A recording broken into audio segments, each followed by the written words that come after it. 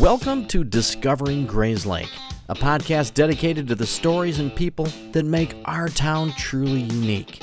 Join us as we sit down with local business owners, community leaders, and everyday residents to hear their tales of triumph, struggle, and everything in between. From the little-known historical gems to current events shaping our community, we'll cover it, all in an engaging and informative way.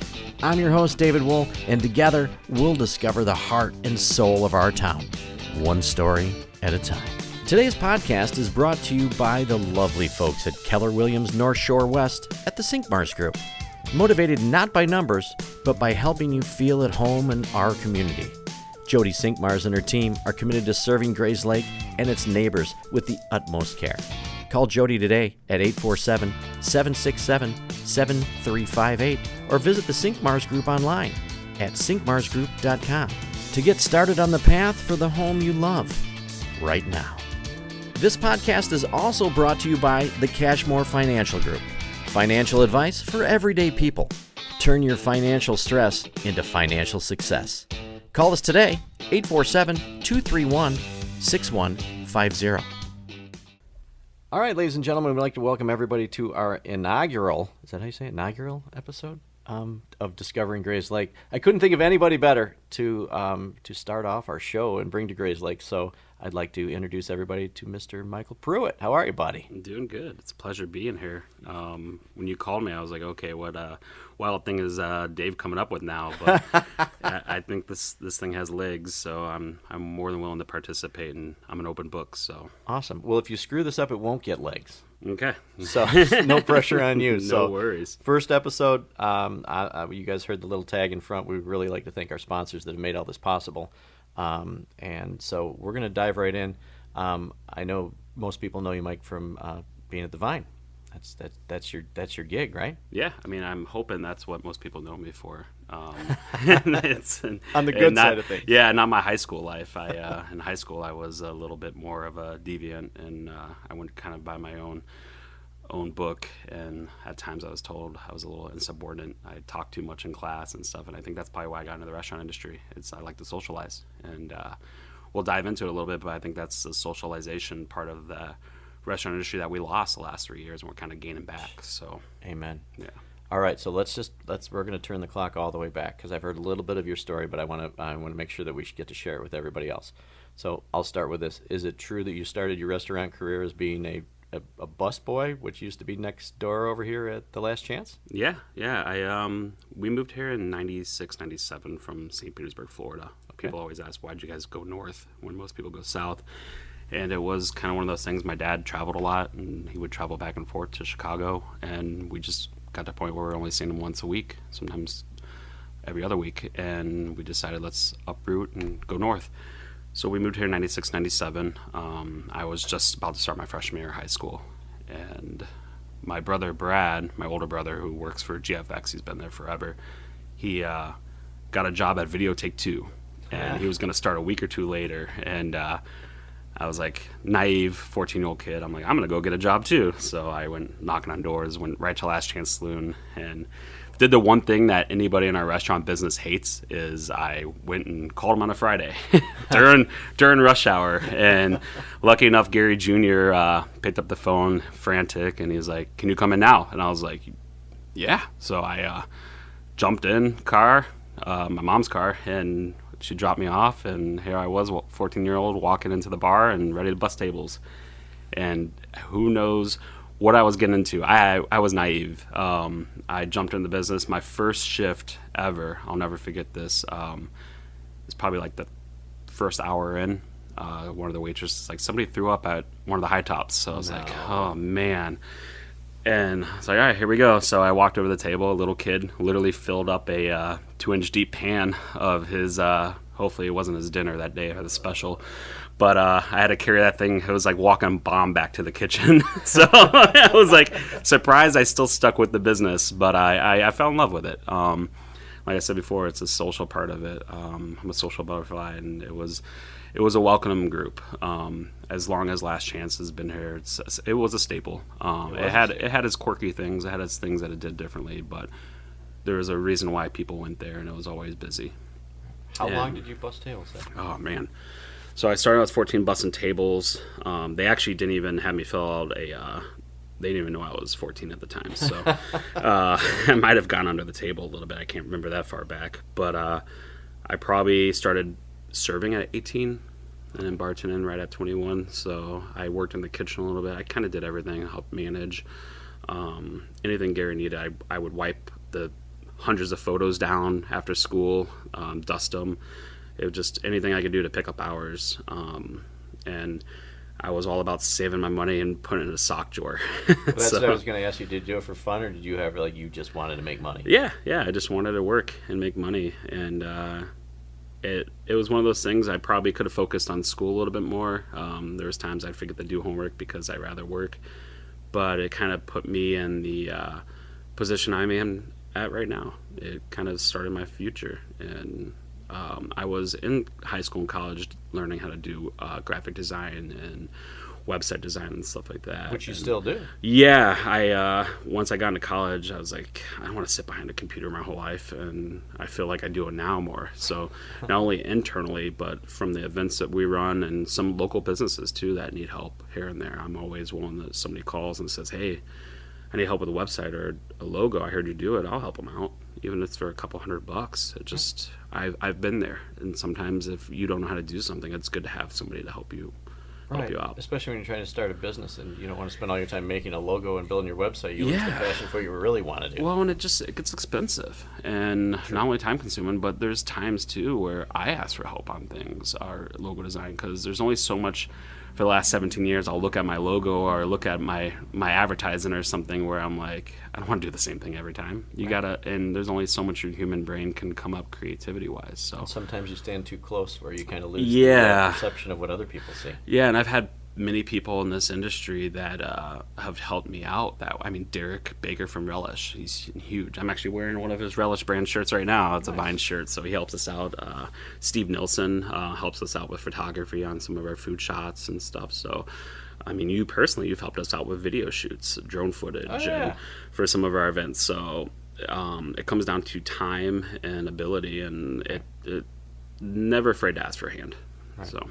Right, and that's the thing in the community that we're in. It's nice that you're naming people off, that everybody kind of comes together to help each other out. Yeah. It becomes a lot of familiar faces, and those are the ones you could tell that are willing to step up with things. So. Okay, I'm jumping back to the Last Chance. 18 years old. Okay, so does the Last Chance get shut down? I don't know the story of how you move from there to getting involved with the Vine. I was bartending. I was going to school at Kendall College for hospitality management. So I've always wanted to open my own place. The joke was always to open one across the street from Last Chance. I failed. It was down the street, but it was still in the same vicinity. I knew I wasn't going to go past what Gary Sr. and Gary Jr. had as a family.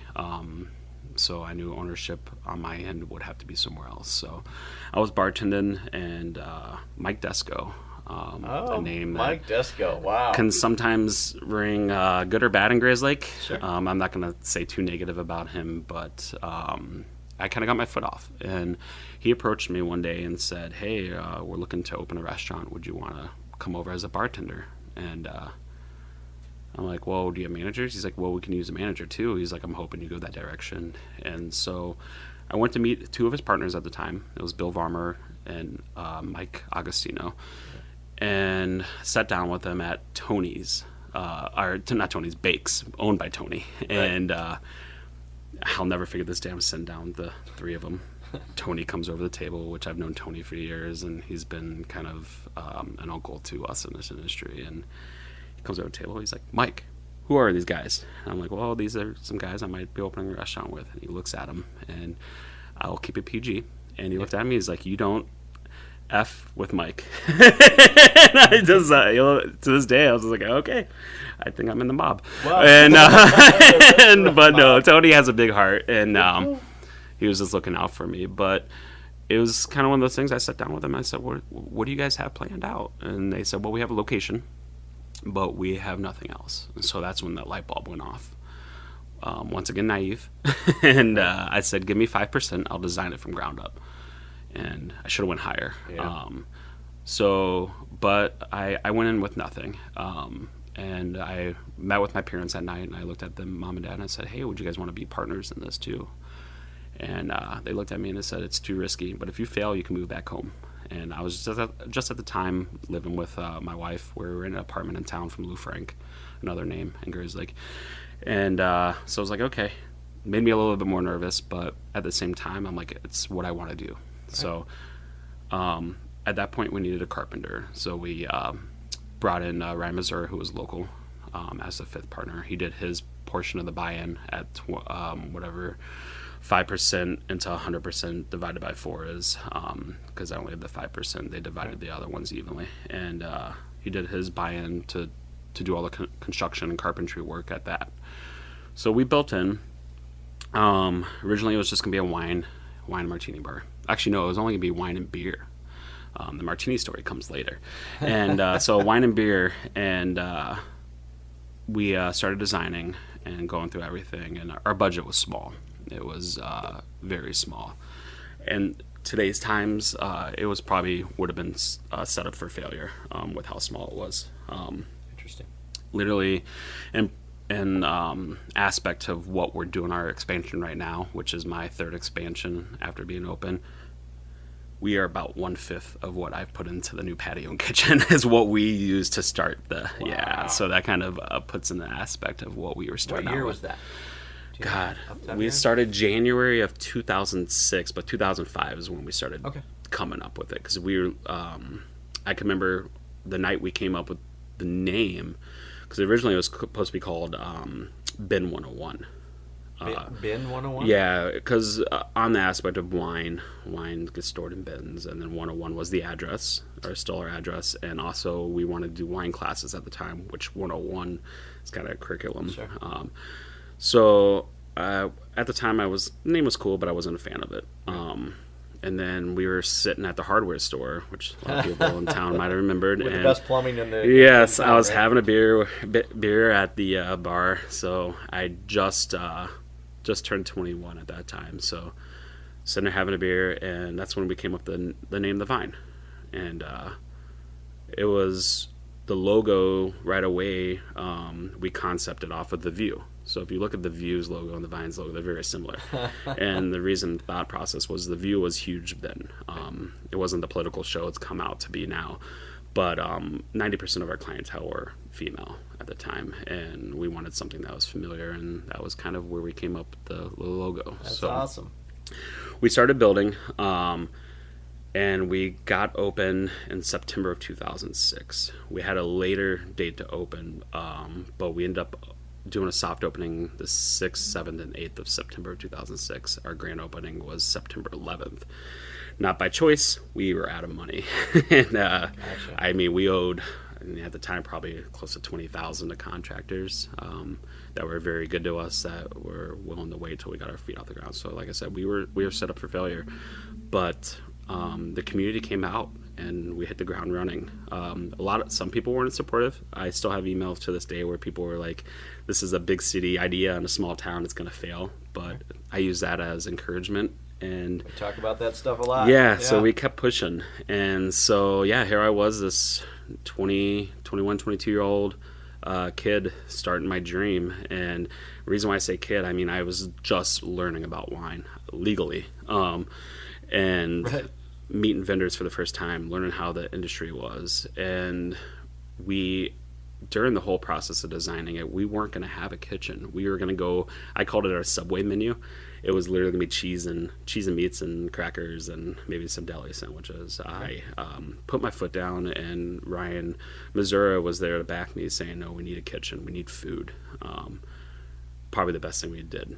And then the martini aspect came probably a month before we opened. I was programming all the POS systems, and I needed a break. So my wife and some friends and Ryan and us decided to go downtown to kind of celebrate and relax. But at the same time, I chose to be the DD that night because it was more for the girls to go. We ended up going to Tin Pin in Chicago. It's an upstairs bowling alley right by House of Blues. And the whole night the girls are drinking martinis. And I was just like, all right, they're having a good time. So I get the bill. I look at the bill, and I was just like, right there. I couldn't sleep. Right. I'm sure like, the wheels were turning yeah, I like was crazy. like, I came the next day and told my partners, I'm like, we got to change our business. We got to do more than just beer and wine. And that's when we dove in. I think our first martini list was about 26 items. Really? 26 martinis to start off with? Yeah. Okay, And is this before you opened? this was right before we opened. Okay. So just kind of trial and error, mixing things in my kitchen, mixing things at the bar, meeting with reps, seeing what they had for How ideas. fun too, huh? Yeah, it was fun, but at the same time, in your head, you're like, okay, is this going to be worth it? But Sure. I had a gut feeling that it was the right route to go, and it was. We opened the gates, and it gave us a different aspect having the food and the martinis there. Sure. When we first opened, we only opened as a tapas style restaurant, so not topless, tapas. Right. Sometimes when I say it, people think I say topless. My uncle thought I was opening a strip club for a while, which that was not the case. But it was a tapas style restaurant, all appetizers. We had probably about 20 to 30 appetizers and some desserts. Then we found out Grayslake wanted more. They actually wanted some meals and sandwiches, so we changed the menu after probably the first year and a half, and changed a lot of the concept, but it kept pushing. And Isn't it it was funny how just listening to how you adapt from that meeting at Bakes Yeah. to actually opening? yeah, Just, yeah, it's crazy. yeah, and there was a lot of trial and error through it all. A lot of long hours, long days. I actually was still working at Last Chance. I had no clue I was doing it. Oh, really? Which sucks to this day, but at the same Sure. time, I had to watch out for my livelihood. I was young, just in college, living on my own, and they found out probably about 4 weeks before we opened. I actually had for that whole month my 2-week notice in my pocket, and I'll never forget this day. Yeah, I never forget this day. I got pulled in the office by Gary Jr., and he's like, we need to talk to you in the office. And I was like, what's up? And Senior's like, we heard you're going to be one of the bartenders down the street at this new wine martini bar. And I was like, well, That's kind of true. yeah. And I was like, well, you kind of want to shut your door for a second. And they're like, why? I'm like, well, I'm going to be one of the owners. And Gary Jr. right away was upset, and I don't blame him. Sure. But Senior gave me a big hug. He was very supportive. We just lost him last year. He was a good guy.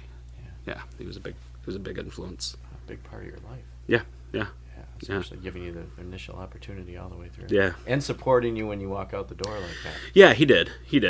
Even to where the day they sold it to the Bows, it was a big piece of him. I know he cared a lot about the industry, and I actually had a beer with him that night, and Nice. told him I miss him. Stopped by there, so it's tough, but at the same time, it was a stepping stone I needed to get to where I'm at. Well, yeah. So Especially because it sounds like one of the biggest reasons you didn't stay there is because there's no chance of ownership. yeah, and You it just wanna do they your were thing. they were family to me. Inside of work, outside of work, everybody there was. I still talk to a lot of people that work there. Yeah. A lot of customers that would go there. I'm blessed to be able to have a lot of them in my life still. So. Right. All right. So how long are you at the Vine and hold on with those partners? So It sounds like from the beginning you've kind of taken the reins. yeah, so when we opened, Desco was going through a divorce, and it's not unheard of to the town.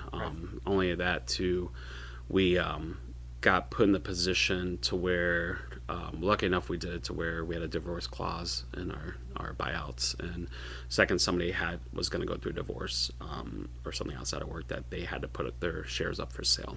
So at That the was same smart. yeah, that was Bill Varmer's add-on. Wow. And it was big because it protected the business, and that was the big part of everything, is to protect the business.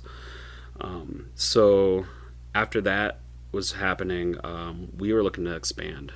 We hosted for the 2 parties out back in the parking lot.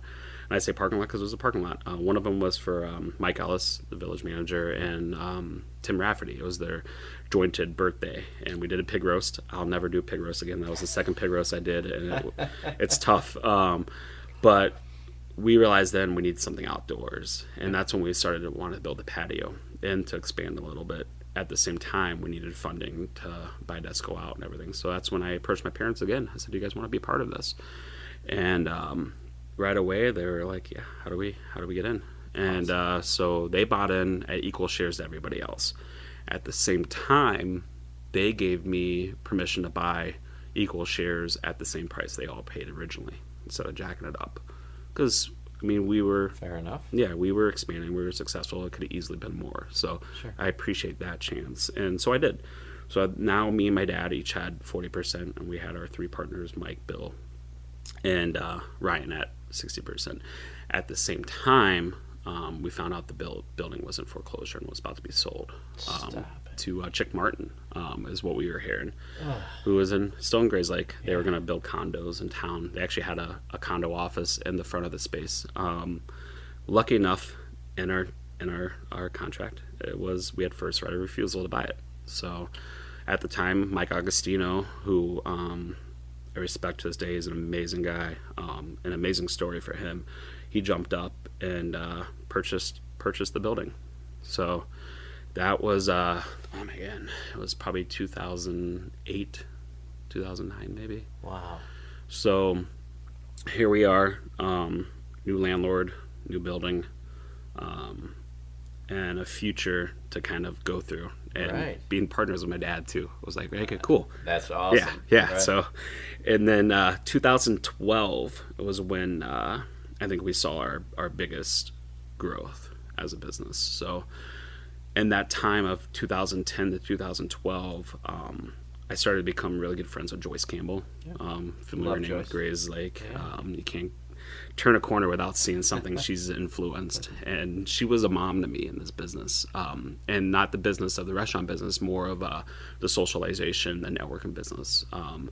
At the time, she needed help running events and different things at the Oasis Youth Center, which is no longer around. The building's still there, but it was a very successful youth center for what it was. It's a great idea. At the same time, I had the energy and wanted to do things, so she let me kind of help out with events, run events, come up with new ideas, and then eventually become part of the board, and then later down the line, the president of the youth center before we had to close it. Did not know that. Yeah, so when we actually closed it, it was tough because it got to a point where kids weren't doing anything anymore. We had no problem raising money, no problem keeping it afloat. It just, we felt guilty that kids weren't going out. Video games started being the home thing for people, and we even became a free admission youth center and still just couldn't get kids to come out. That's so sad. I know, and just it's one the way of those, the world works. yeah, like and my that. kid, who is super into music, he would have loved it. He would have loved it. I would have loved to see him play there, but And the place was so cool. yeah, it was. It was like a men's club for kids. Yeah, it was like, unique. I mean, we had everything. We had a snack bar, we had games, we had a learning center, we had a concert venue in back. It was awesome. But it was, more like a nightclub for kids. It was actually funny. One of the times I went in there when I was hiring new DJs that you guys let me use there, and had a little stage up there, and we had the speakers in there, and that's where we trained a couple of the guys to do what they want to do, because there was nowhere else in town to do it. Yeah. So 2010 to 2012 was when I became the little bird under Joyce's wing, and branched out. We were running some very successful events in town, car show, rib cook-off, just to name a couple. Right. And then we, at that time in 2012 was when I was honored with the 10 Outstanding Young American Award, 10 Outstanding Young People in Illinois Award from JC's. Wow. I got different accolades from Exchange Club, Lake County Chamber, just different things that people were noticing what we were doing. At the same time, in 2012 was when I was approached to buy my partners out. So Wow, there's a lot happening in 2012. Holy cow. So Bill Varmer had 2 kids get accepted to college. He's like, I could definitely sell my shares and then and use the money. And then at the same time, Agostino he started a business with partners with Amber Pharmaceuticals out in Nebraska, and he was starting a new life out there, which he grew, and he's like, I would love to sell mine too. So I was stuck in the position to to buy him out. We still had another partner, Ryan Missouri. He held out for a little bit more, and I don't blame him. But we finally came in an agreement where I was going to purchase out. So now it's just going to be me and my dad 50-50. And it was unheard times of there too, not like today where you try to get a loan for something, especially like the expansion project, and it's meeting after meeting. We actually got a loan from Tim Perry we got the loan, and then like a couple days later, he's like, I forgot to have you guys fill out credit apps. So it's kind of like on a handshake deal. Right. And lucky enough at the same time, Agostino kind of, I don't know if he was making the joke or it was his way of putting out there. He's like, do you guys want to buy the building too? Because he had the building, and I'm like, let's do it. So especially if I don't know if I have to fill out a credit app. Yeah, so we were lucky to purchase the building, purchase the shares. They seller financed to us, which was huge because to do the actual buyout in the building at the same time, it would have cost us a lot more loan wise, and they were very good to us to be able to do the seller financing to where we just made payments every month. That's awesome. So 2012 was a huge growth year for us. I guess so. At the same time, that's when we did our largest expansion at the time. We redid about 6,000 square foot of tile throughout the whole restaurant, redid our bathrooms, built a party room, expanded our kitchen, literally had everything demoed the day before we were purchasing the building. And I'll never forget this, because here I am on speakerphone with Augie, because he's in Nebraska, and buying the building, and I sent him a photo, and he's like, what's this? I'm like, this is the interior. He's like, you demoed already? I'm like, yeah, so is it going to be cheaper for us? And he just laughed. He might have said some choice words, but at the same time that week, I actually, during the whole build out and expansion project for that, we were doing Grayslake Beer Fest too that week. Yeah, so I actually ended up in the hospital that week for a high blood pressure and stuff. I wonder how that happened. Yeah, well, I had something in my eye, and I went to a Chevelle concert, and during that Chevelle concert, my eye was burning, so I went to the hospital for my eye, and that's when they checked my blood pressure, and the doctor's like, we're not going to freak out, but what do you have going on? And I kind of explained everything, buying a building, expanding, remodeling, beer festival, because at the time I was helping out with Grayslake Beer Fest, and it was just it was that right there. Wow. Was probably a life turning part for me, because it was during that time I got to change some of my ways I do things in life. Right. And I think it hit me more when I got closer to COVID. I was probably 375 pounds, and I was like, I got to fix my life. And I tip my hat to the transformation. Yeah. So I was focusing too much on other people's stuff, helping others run events and everything. Because, I mean, at that point, before COVID, probably 2018, 2019, we were running at least a couple dozen events a year. Yeah. To a point where we were helping, on average, for at least 2 years in a row, about other organizations raise over $500,000. I mean, we were at Carmel, Street Scenes, we were helping the schools out, we were helping the library, different ways we can just, I mean, I had a hard time saying no. I was going to say, Mike Pruitt, the yes man. Yeah, so way too much. Yeah, so I had to step back. I lost probably 150 pounds when I did it. It's amazing, man. With the help of Matt Peterson from the Fitness Pursuit, he was a big influence. So yeah, and that's cool. Talk about discipline. Yeah. To make such a change on all your focus is basically on everybody else and running your stuff to investing in yourself, health wise. Yeah, lucky enough, a lot of people were supportive. My staff was huge. They were there to help me. So, and then COVID hit, and then my God, that's everything went on hold, because at that time, right before COVID, in 2019, our bourbon festival was at its biggest. Yeah. I mean, we had 2,500 record crowd. People turn out. The restaurant was flourishing. We were actually at the time talking about doing the expansion we're in right now. Yeah. We were actually going to we had a loan signed. We had a contract with the builder. We had a contract with the village. I was actually, at the same time during my weight loss, I decided to do an Ironman and train for an Ironman. So I was in the middle of that. Like, everything was perfect. And then COVID hit. Boom. So the COVID hit. The day after it hit, the bank called and pulled a loan. and lucky enough the builder, everything just put on hold, so it was good. But at the same time, all my workouts, everything got put on hold because it was literally start a new restaurant. It felt like we had to change our concept. It was a lot, but we pivoted. This portion of the podcast is brought to you by JDL Consulting. Jordan helps organizations find their voice, but first he listens. Jordan is a certified nonprofit board consultant with 15 years of experience in the nonprofit sector. Thanks, Jordan. So speaking of finding your voice, thank you again, Jordan, by the way. So anybody here that knows me knows I have a Sasquatch fetish, so to say. So what we're going to do in every episode is we're going to have Sasquatch say a line, and then you're going to run over to Facebook or to Instagram, and if you're the first one to write the Sasquatch phrase down, you win a prize. And today's prize is a $25 gift certificate from Mr. Mike Pruitt, sitting right here, from The Vine. So the phrase from Sasquatch today is, Sasquatch stole my underpants. Yeah, you heard it right.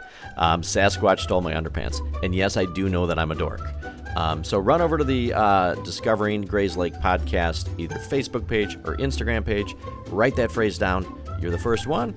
You're the winner of the $25 gift certificate from The Vine. All right, enough of the nonsense. Back to the show.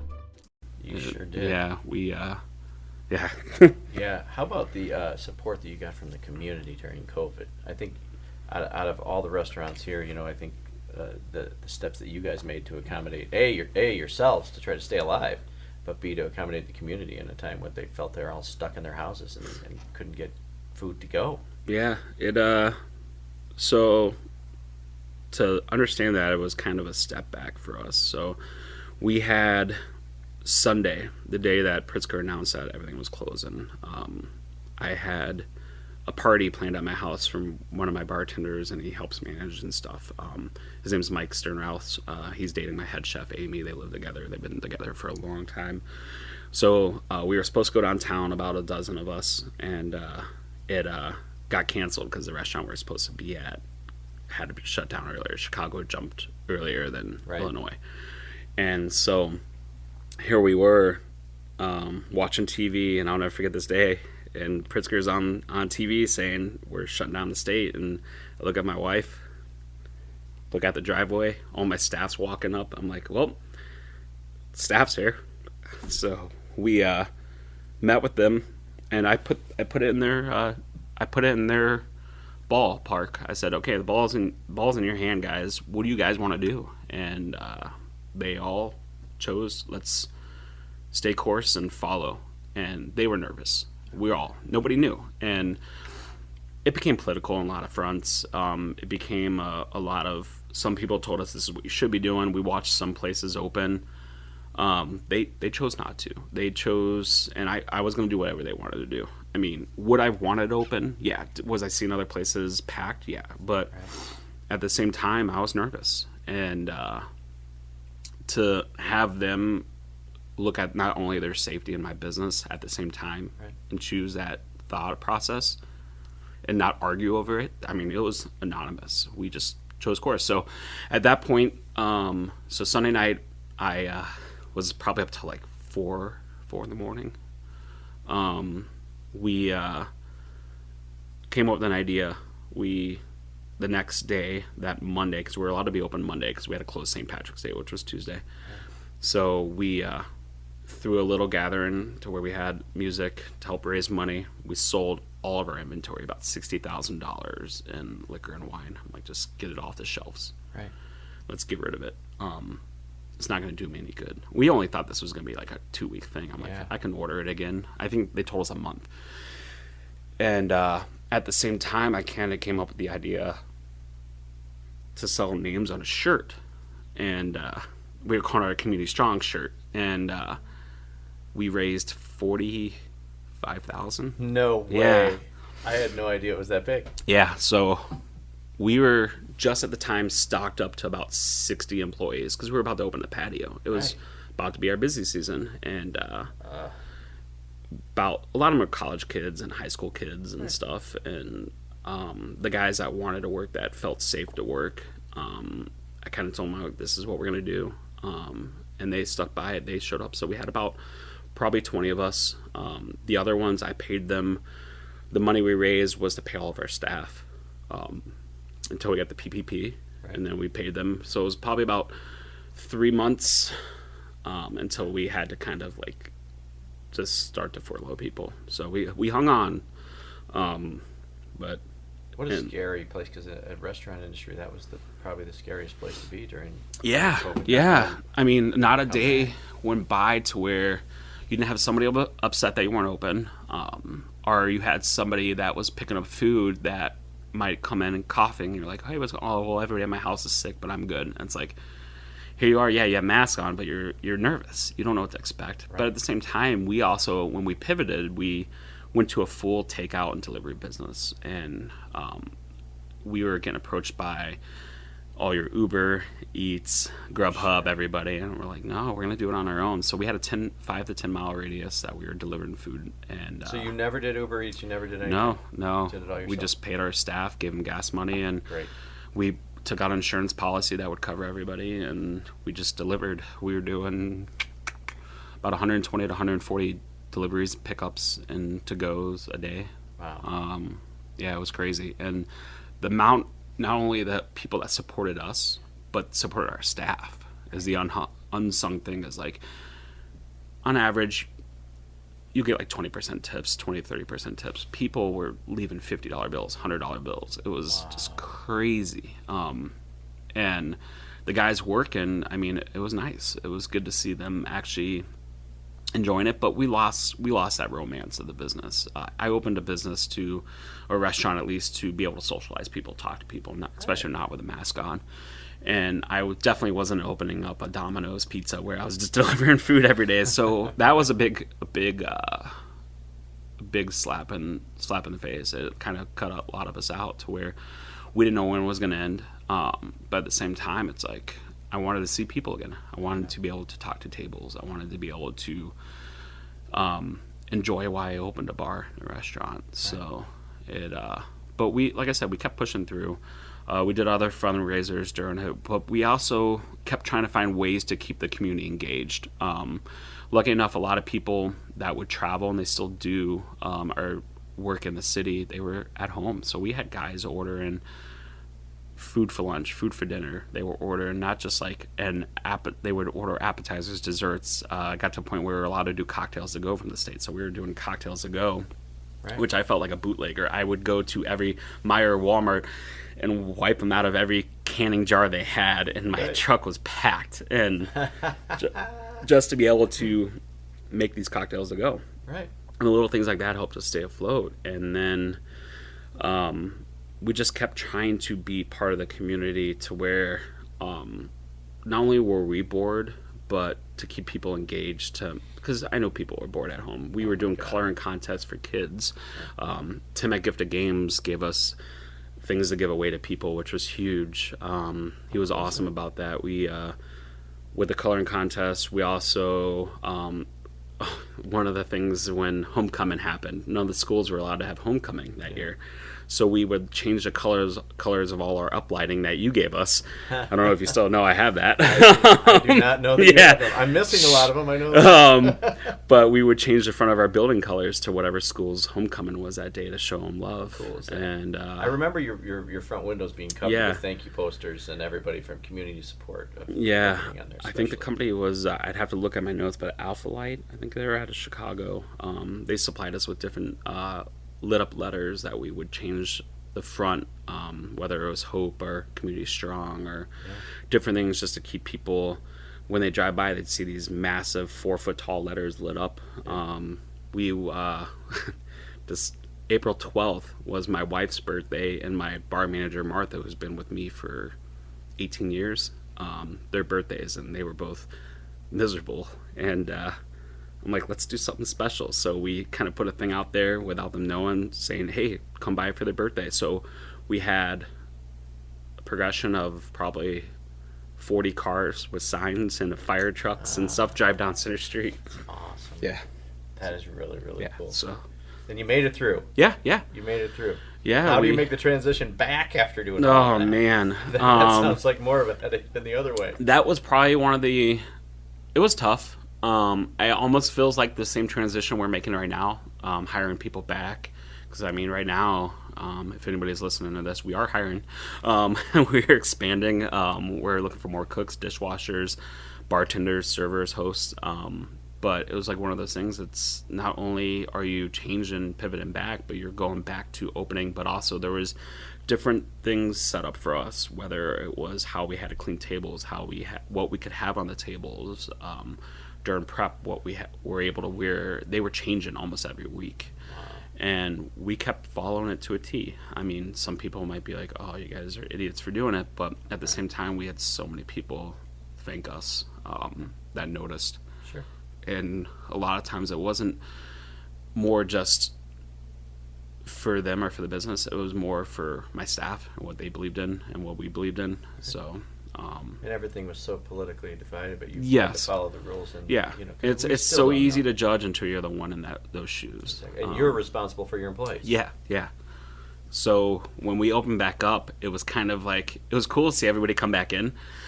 But at the same time, I can remember one day one of us coughed, and it was just like, mic drop. It was kind of like everybody turns. It was almost like surreal. So there were little things. It was a lot of walking.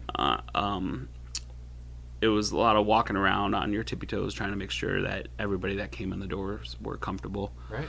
And then we kind of, at the time, I know we didn't open our outdoor dining, but we were focused on the expansion that we knew that we had to get back in place. Right. Which has been a long process. Yeah, and so this episode is actually dropping on Tuesday, so I know people listen to it in the future. But right now we're at like May 2nd today. Yeah. 2nd, 2023. So with the outdoor patio expansion that you've done, this is like the biggest thing. Like this is a huge thing for you guys. Yeah. So we our old patio set, I think 12 at the bar and probably 56 seats out there total. Yeah. I was counting the bar. The new one sits 30 around the bar, but holds 110 seats. So awesome. But we're not only that, we're doubling this or tripling the size of our kitchen cook line. Our old line was 6 foot wide kitchen line. What they did with a 6 foot line and what we still do to this day is amazing. I call it organized chaos, but when we fill the front of the house up with to-goes and everything right now, they execute with a 6 foot line, and now we added a 14 foot line, so we're going to 20 foot of cooking space, which is a huge increase. That's amazing. How we're gonna, that's the next thing we got to figure out. We actually just turned on the equipment and stuff for the first time this week, just to kind of see how everything fires up, and now we got to figure out our planning around that, how we're gonna execute things. It'll be trial and error. But we have time to do that. And we're trying to open this patio towards the end of May, early June. So we have time to figure this out. And then the outside dining aspect is going to be totally different. Having more of a covered bar. We have 10 TVs we're adding, all 65-inch or more. So there's going to be plenty of viewing space for sports. So fun. We added 2 fireplaces. We added a dedicated spot for bands to where they'll be covered. Just things I wanted to do that we were finally able to do. So it's so cool because you have the feeling of you have the martini wine bar. Yeah. You have almost like a sports bar, music venue, classy eatery, everything outside. So it's kind of like all these things brought into one. Yeah. We the whole aspect of the Vine isn't, I mean, to this day, people sometimes will be like, aren't you guys fine dining? I'm like, no, I just want a place that, if you look at our menu, look at our drinks, look at our food, it's eclectic. It's things that we all enjoy as a staff. If my staff member comes to me like, hey, let's try this out, let's try it.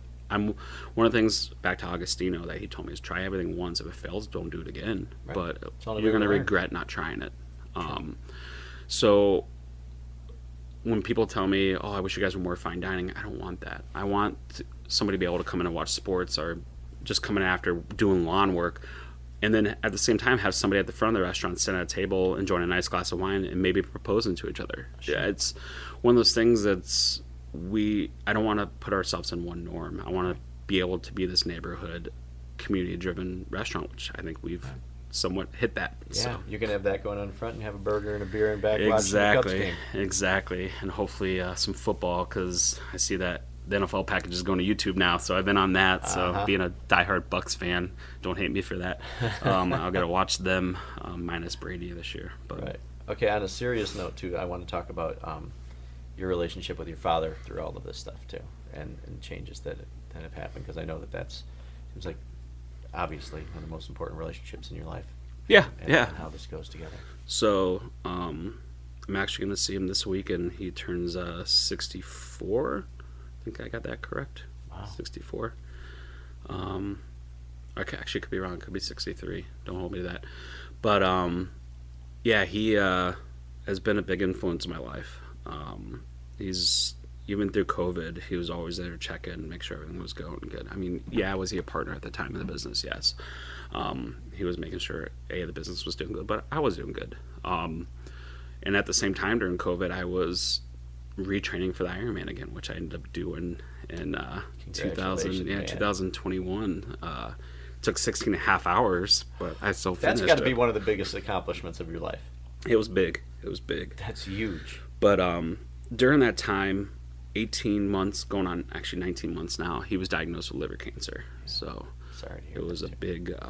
big hit for us. So at that same time, here we are doing the build up for the patio, which is massive. But at the same time, it's kind of like we didn't know what his future had, because they told him 6 to 12 months. I didn't know that. And yeah, he's already past that. So of course he's strong. And but it set me up to do what my goal was to do 10 years from now. It's just a little earlier, is to purchase him out. So we made an agreement. I bought the building and I bought the business, and I'm just doing it once again, the seller finance loan, where I'm just paying him every month, just to make sure he doesn't have to dive into things, because he did retire.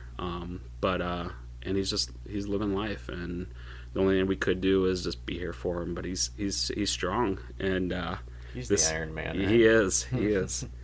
Even when he was diagnosed, and he showed up to Madison and was out there watching me do it. So yeah, so great. I got chills all over my body, man. Yeah, it's cool. So cool. It's cool. So we're gonna go golfing this weekend. I'll probably kick my butt in golf. But we're gonna celebrate. His birthday's Thursday. We're gonna celebrate and do things and just relax, me and my brothers and him, and just have a good time. And but yeah, he's one of the biggest things doing this whole expansion. He follows it. He watches the cameras at work, sees my post, and that's why I post so much, is so he can see it. Yeah. I mean, is it nice that keep everybody else Sure. up to date? Yeah, but I want to keep him up to date. And the one thing I told him, when that bar top goes on, we're having a beer, and we did. So that's great. Yeah. So that is great. it was one of the coolest things ever.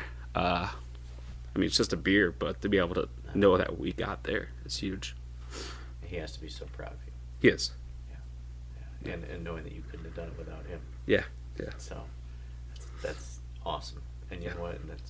Stories like that are what make businesses great. Yeah. And it gives you something. I'm sure if you ever get down, or you find that struggle to even move forward, you probably think of your pops, and Oh yeah. making sure that he knows that you'll be proud of him, and you keep going on both your dreams. Yeah. You know? No, I am. He'll see more. I got more planned. Yeah. But I know he's not going anywhere yet. So That's awesome. Thank you for sharing that with us, Yeah. because it's very emotional and very very powerful too. So the stuff that you guys have done there, and your events. So now, do you have any hand in any of these other events that are going on now? we are bringing Bourbon and Beer Fest back. It's September 2nd, bnbfest.com. Nice. Maybe during September we should do an extra Yeah, podcast about it. Yeah. To help Yeah, promote you that. can even have you guys at the Bourbon Fest broadcasting. Oh, that could be dangerous. Yeah, I mean, we'll have to do a sober hour and see where you go from Right. there. We'll get started early. Yeah. No recaps at the end of the night. So otherwise, event-wise right now, there are some events I'm helping out with in the background. We are part of the Battle of the Bands. We are going to do a second stage. It'll be right kitty corner of the Vine, right in the middle intersection between us and Something's Brewing, Linda at Something's Brewing has been a big supporter of ours. Awesome. I like to mess with Linda as much as I can, and I think She appreciates she that. puts up with it, including our last April Fool's joke, which you've participated in some of my April Fool's jokes. In the past. Actually, when you were talking about the like drinks drone to go, I watched the drink drone popped up on my Facebook the other day. Yeah, and boy, were both you and I fat. Oh, that was probably when I was 375 pounds. And My kids didn't even 240. recognize me. But yeah, so our last one was when we announced that we were going to open a coffee bar, and we had 20,000 views and 4,000 clicks. Wow! Within like 6 hours. That's great. And Just I also got a screwing text people. message from Linda saying, "I love you, but if that was real, I was going to come across the street and stab you." So I know where the line is drawn with Linda. So for my jokes, but no, she's been good, and we both rely on each other mentally and also commercially through our businesses throughout COVID. She's been a big supporter, and not a day goes by, and it's not just Linda.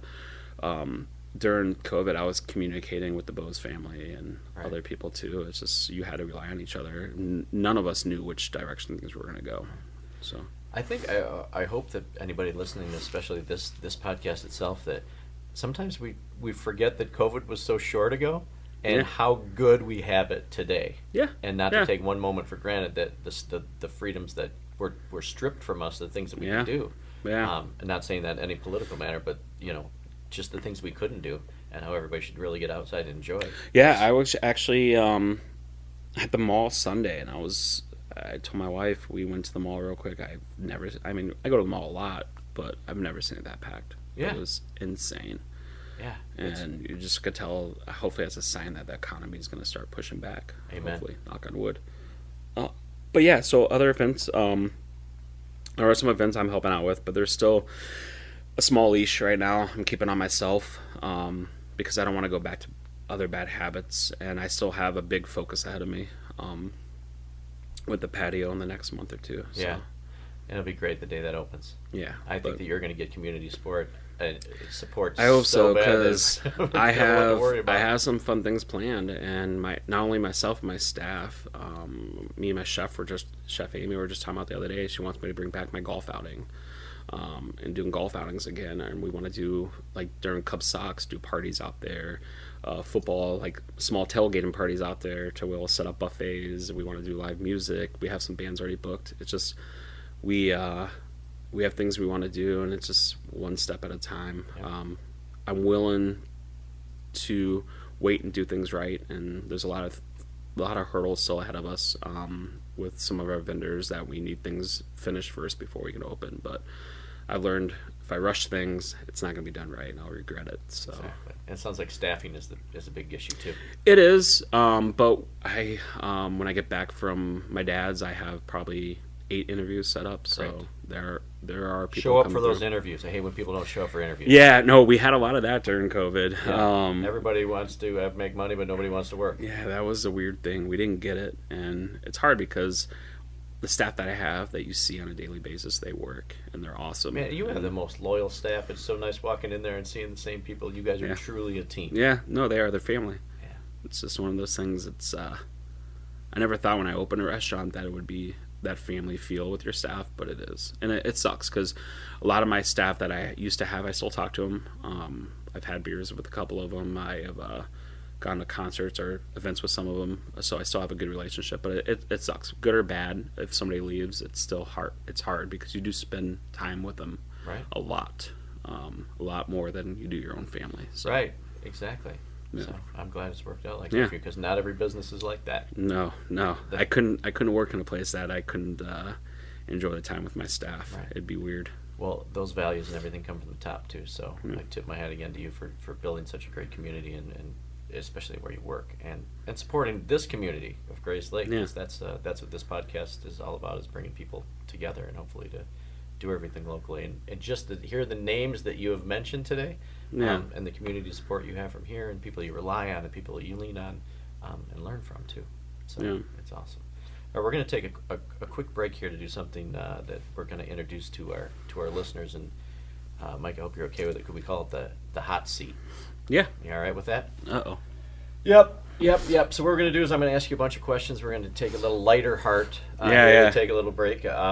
And the hot seat actually is brought to us by our friend Chris Schoenberger at Barbecue Productions in Third Lake. God, hopefully Chris didn't come up with the questions. I don't know where this is going to go. Chris, whatever you're thinking right now, is Chris really going to listen to this? I don't know. I don't know. No. Well, Chris, we're giving you a shout out anyway. So, hey, if you guys are looking for great barbecue, make sure to go see Chris in Third Lake. He has a bunch of different locations that I'm not going to promote because we want people to stay as close to Grayslake as we possibly can. There's a couple fill in the blanks on here. Otherwise, this is rapid fire. We're going to do as fast as we can. So whatever comes to the top of your head, if you don't want to answer, you can just pass. Okay. Sound like a game show host. Yeah. Tell him what he's won. All right. This one will be my favorite one for Michael here. Fill in the blank. Hey, bartender, can I have a Buffalo Trace Old Fashioned. favorite movie? Ooh, favorite movie would probably be... Oh, why'd you have to do that one? If anybody knows me, I'm a big movie buff. God.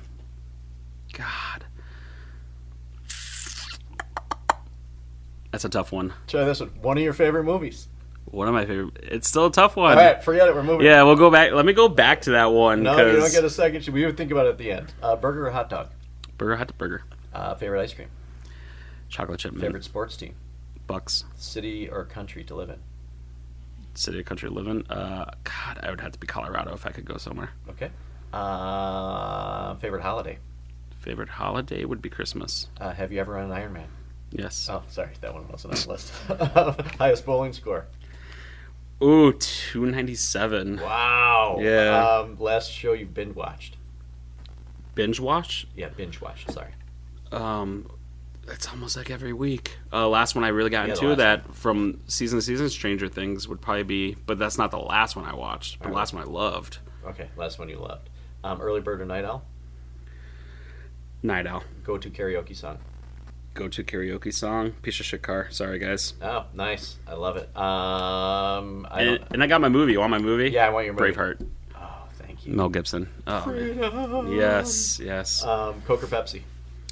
Coke, but Coke Zero. Me too. Sunrise or sunset? Sunset. Pool or ocean? Ocean. How many days do you exercise a week? Ooh, right now, not as much as I need to, but if I get back onto it, probably 5 or 7. What makes you sweaty? These questions. When my wife walks in the room. Sorry, Amy. That's good. Are you a high five guy, a knuckle guy, or a hug guy? Hugs. Oh, God. Tell me about the second time you got arrested. I was speeding in my 85 Mustang down Lake Street. I was probably 15, and a lady called the cops on me for speeding. I got handcuffed in the car, and then I later got out of it because they had no proof. That's awesome, because we don't expect anybody to answer I that did, question. yeah. How often do you shave? Oh, once every couple weeks, maybe 4 weeks, month. Does your car have a nickname? No, it does not. Okay. How many days can you wear a pair of jeans without washing them? 2 or 3 until my wife gets mad. Are you a texter or a talker? Call. I always call. I text, but I'd rather be on the phone. Apple or Android? Android all the way. You're a green texter. Toilet paper, you roll over the top or down through the bottom?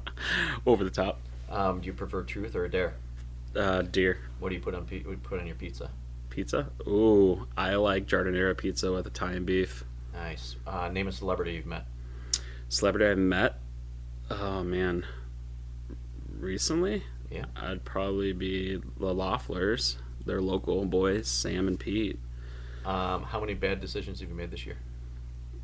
Coming on this show. What's the last thing you purchased on Amazon?